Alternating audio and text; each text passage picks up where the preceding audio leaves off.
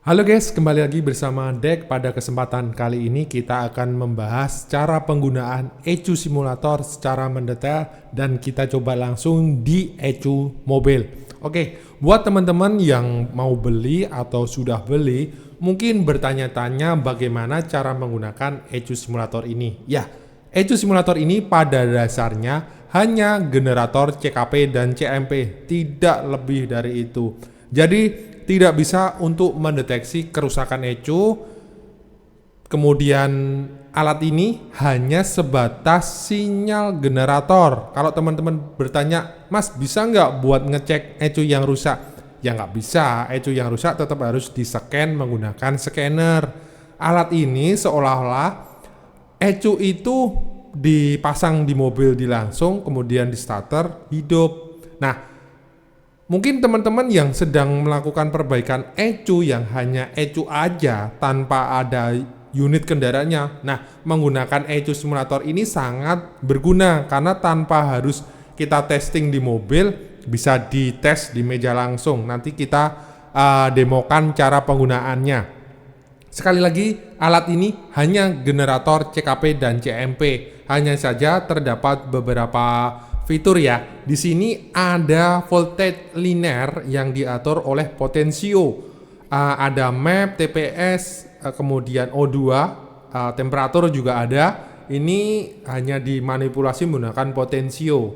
Karena sensor-sensor yang ada di kendaraan baik motor maupun mobil dia bersifat linear 0 sampai 5 volt dan berupa hambatan. Nanti kita bisa manipulasi menggunakan potensio. Kemudian di sini ada yang namanya LED ya, lampu LED. Lampu LED ini hanya untuk mengidentifikasi bahwa output si ECU ini berfungsi atau tidak.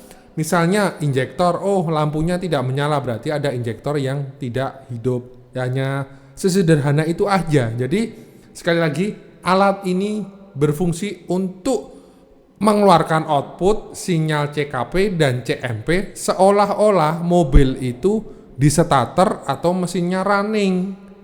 Dengan demikian kita bisa menganalisa output maupun input apa aja yang di dalam ECU yang bisa kita cek. Yang ngeceknya lewat mana? Lewat OBD. Nah, sebelum menggunakan ECU simulator ini, teman-teman harus pahami dulu ECU apa yang akan digunakan. Sebagai contoh, saya menggunakan ECU kendaraan Grand Max. Kebetulan kami sering mendapatkan perbaikan ECU Grand Max. Grand Max ini adalah kendaraan, bisa dibilang katakan kendaraan niaga tempur ya, karena buat angkut-angkut dan sebagainya. Karena banyak kerusakan yang terjadi kalau di Grand Max di tempat kami itu adalah mobilnya kehujanan, airnya merembes, masuk ke ECU, konslet. Kalau enggak itu ya masalah ignition aja. Karena Grand Max kan buat angkut-angkut di medan yang enggak menentu ya. Ada hujan, gunung, tanjakan dan sebagainya, kebocoran dan sebagainya, masuk ke ECU akhirnya konslet. Nah, kita mau praktek ECU Grand Max untuk dites. Ini sudah diperbaiki ya. Nah, enaknya ECU Grand Max itu sudah ada pin out-nya. Grand Max itu ada pin out-nya. Jadi di belakang PCB-nya ini, nah ini sudah ada label marking. Sebentar, saya ganti kamera aja biar kelihatan. Grand Max itu sudah ada label markingnya. Nah ini ada CKP, ada fan, fuel pump control, kemudian ada apa namanya, ignition coil dan sebagainya, ada semua. Enaknya Grand Max ya ini komplit. Andaikan semua ECU ada label kayak gini mungkin enak. Hanya saja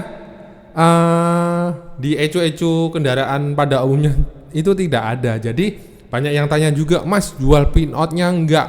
Saya enggak punya. Jujur kalau masalah pin out biasanya kita memperbanyak relasi. Teman-teman, Mas punya pin out ini enggak? Ya kita sharing, tukar pin out. Tapi yang paling sering itu kita banyak rekan yang dari dealer ya, kayak Honda, Toyota, itu Suzuki. Kita ada rekanan teknisi ya, teman maksudnya. Mas aku minta pin out ini, ya udah nanti kita kasih uang rokok lah dan sebagainya. Itu kalau kita ngetes di ECU langsung. Beda kalau kita ngetes di mobil, enak, kita bisa testing langsung. Oh, ini jalur mapnya, jalur CPS dan sebagainya kelihatan. Tapi kalau hanya sebatas orang kirim ECU, kita servis, nggak tahu kabel apa ini, pinout apa ini, ya biasanya kita hanya tanya atau googling. Misalnya beli pun kayak Autodata, Karmin itu juga nggak komplit-komplit juga, ya sama aja. Jadi balik lagi, mau nggak mau kita harus ngetrace urutannya, ini MOSFET fungsinya apa dan sebagainya. Itu juga memerlukan waktu juga. Biasanya ya kita googling, cari referensi ke teman mekanik yang lain. Autodata nggak ada, ya agak lama proses ngeceknya. Nah, tadi kan sudah ketahuan ya pinoutnya itu apa aja. Perlu diperhatikan, ECU itu ada 2 jenis sensor CKP-nya. Ada yang Hall sensor, ada yang reluktor. Kalau yang Hall sensor itu bisa langsung ya disambung dari ECU simulator ini masuk ke ECU ini, disambung langsung bisa. Tapi untuk sensor yang berjenis reluktor itu harus dikasih kopling dulu berupa elko, karena tanpa ada elko dia nggak akan bisa. Nah, prinsip kerja ECU simulator itu mengeluarkan Hall sensor. Hall sensor itu berupa kotak-kotak ya grafiknya, naik turun 0, 5, 0, 5. Sedangkan yang reluktor itu bentuknya wave. Nah, ini saya contohkan menggunakan elko untuk Grand Max. Jadi dari ECU simulator masuk ke ECU mobil itu dipotong dulu menggunakan elko 0,1 UF.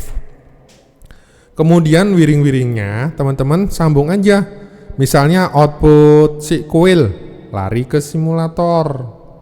Kemudian injektor juga sama, masuk ke simulator. CKP, CMP sambung.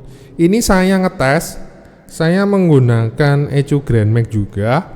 Saya hanya menyambung 12 volt, ground, coil, injektor sama CKP. Nah, ini sudah running ya teman-teman. Ini saya menggunakan pattern 362. Nah, ini misalnya saya kecilkan. Nah, putaran RPM-nya saya pelanin, kemudian lampu LED-nya kelihatan. Mungkin kalau di kamera nggak begitu kelihatan ya, kayak nggak urut. Tapi pada kenyataannya urut. Ini karena efek kameranya aja. Efek flicker. Jadi silau. Misalnya saya polkan, dia akan berkedip tambah cepat. Nah, yang satu itu FP, fuel pump. Nah, gitu doang caranya. Ini cuman saya kasih arus 12 volt. Nah, misalnya saya cabut nih. Saya cabut. Nah, dia mati. Kita masukkan ke lubangnya, fuel pump akan nyala dulu. Biasa kan, kunci on, terus priming bentar. Nah, nyala. Nah, dia nggak akan nyala. Kita utak-atik. Kita masukin 12 volt lagi. Nah, itu fuel pump nyala terus mati. Nah, kita lihat lagi. Kunci on, nyala terus mati. Nah, itu fuel pump.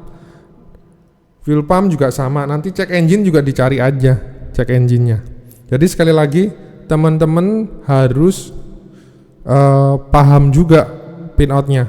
Ini yang menjadi kendala itu di pinout. Kalau ada mobilnya langsung enak. Jadi sekali lagi alat ini sangat sederhana sekali. Dia hanya untuk ngetes ECU ya. Dia hanya mengeluarkan sinyal CKP sama CMP, kemudian dianalisa menggunakan lampu LED. Ya sesederhana itu, nggak ada yang istimewa gitu loh. Dan untuk output seperti CKP, seperti injektor, coil, kemudian AC, VTEC, VVTi dan sebagainya, teman-teman harus pahami itu negatif atau positif. Jadi seperti yang saya bilang tadi, lampu LED ini hanya 2 trigger, positif atau negatif. Ya, yang positif lari ke positif, yang negatif lari ke negatif. Jadi bebas mau digunakan untuk apa aja nggak masalah. Kalau fitur-fiturnya kita sudah update juga ya giginya. Di sini ada ini Toyota, terus GM itu Amerika. 36N22 juga Suzuki. Terus apa lagi ya? Banyak sih. 12Men1 ada. Kita sudah update juga. Ini total pattern kurang lebih 150-an ada ini. Kalau milih tinggal dipencet tengah aja. Avanza K3 itu yang lama. BMW, Brio Satya, Jazz, Hino, alat berat, terus Ford juga sama nih. Tuh kedipannya kita pelanin biar kelihatan. Ini flicker HP ya, kamera saya burik diurut kan. Jadi banyak yang bilang, Mas patternnya apa ya? Lah saya aja ini patternnya pakai Ford ya juga kedip kok. Jadi salah pun juga nggak masalah, cuma nanti kedipannya nggak seirama. Ini saya pakai Hino juga nyala. Asalkan dia kedip 1 2 3 4 1 2 3 4 kedip ya berarti kan nanti di kuil juga nyala. Kita balikin ke aslinya. 36N2 nih. Tuh. Kita kecilin RPM-nya. Bikin berapa ya? Nah.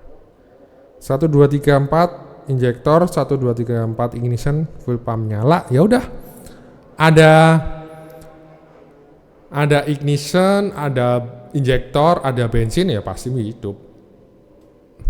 Meskipun nanti ada nggak enaknya kan tinggal di scan aja parameter apa aja. Nah kalau mau nyambung sensor suhu juga bisa. Sensor suhu, nah tinggal manipulasi aja ini. Coolant temp, intake air temperatur, O2, map, TPS, tinggal disambung. Kita cari nih TPS kalau di Daihatsu itu bahasanya apa ya, saya nggak hafal ya. Kalau di Daihatsu Toyota itu ini ngeblur. Sebentar, kamera saya itu burik. Phase C itu 5 volt. Kemudian PIM, pressure intake manifold, itu map sensor. Koreksi ya saya kalau salah. Terus E2 itu ground. VTH itu TPS. VTH itu TPS. Koreksi ya kalau saya salah. Saya nggak hafal kalau nggak lihat di manual booknya. Grandmax banyak loh yang jual manual booknya di Shopee, di Tokopedia banyak.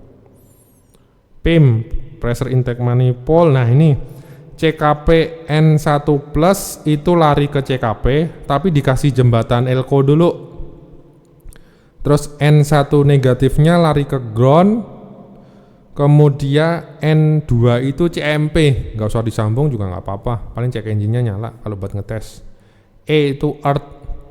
Grandmax itu di sini ada hashtag 0102 itu injektor. Grandmax itu 123-nya satu garis, 4-nya ada di pinout lain, soket lain. IG ini IG. Nah ini kamera saya, aduh fokusnya jelek. Nah IG 1234 sebelah kanan tuh. Terus FC fuel pump control itu lari ke fuel pump. S102 itu lari ke O2. Terus fuel pump, sebentar, aduh kameranya ini autofokusnya jelek. Jadi kurang lebih seperti itu ya teman-teman. Nggak susah, cukup mudah ya penggunaan ECU simulator itu. Dia itu hanya alat yang menggenerate sinyal CKP dan CMP. Ketika ECU dikasih sinyal CKP dan CMP, seolah-olah menganggap bahwa mesin itu berputar. Kemudian karena mesin itu berputar, si ECU mengeluarkan injektor, mengeluarkan ignition, dikoreksi dengan map dan sebagainya. Intake temperatur, engine temperatur itu suhunya berapa untuk koreksi. Jadi kerjanya injeksi pada dasarnya ya sama kayak motor karbu, ada bahan bakar, ada fuel, ada api. Ya udah, selama ada api dengan timing percikan apinya tepat di 0 derajat, pasti nyala. Map kan untuk mengkoreksi apakah dia vakum atau open throttle. Kemudian TPS untuk agresif dan sebagainya. Itu ada di ECU standalone kelihatan semua. Tapi kalau di ECU standar ya harus dilihat di OBD. OBD juga nggak kompleks juga. Oke, mau tanya-tanya bisa WA ya. Yang mau order bisa di Tokopedia langsung. Dapat kabel kayak gini. Kemarin banyak yang tanya, Mas dapat kabel nggak? Dapat, asal ini ya, kasih note, Mas saya mau beli tapi minta kabel, tak kasih kabelnya. Tapi kalau nggak minta note, kalau nggak ngasih note nggak saya kasih. Karena apa ya, saya kan impor, ini impor jadi belum ada konektornya. Jadi kalau yang langsung beli ya langsung saya kirim. Tapi kalau yang ngasih note wiring saya kasih. Wiring ECU simulator ya, bukan wiring ECU. Oke, mungkin itu saja dari saya. Penggunaannya sangat simpel ya. Sangat simpel, sangat mudah dipahami. Nih, pakai kamera yang lain. Kamera saya banyak tapi burik semua nih gambar. Nah, ntar biar fokus. Nah, kita kecilin putarannya biar kelihatan. Ini injektornya kayak kedip bareng semua ya, padahal kenyataannya enggak.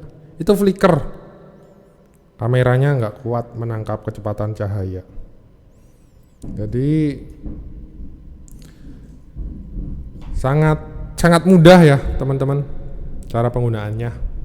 Yang mau tanya-tanya silakan WA, yang belum jelas bisa komen. Saya terus terang jarang megang HP.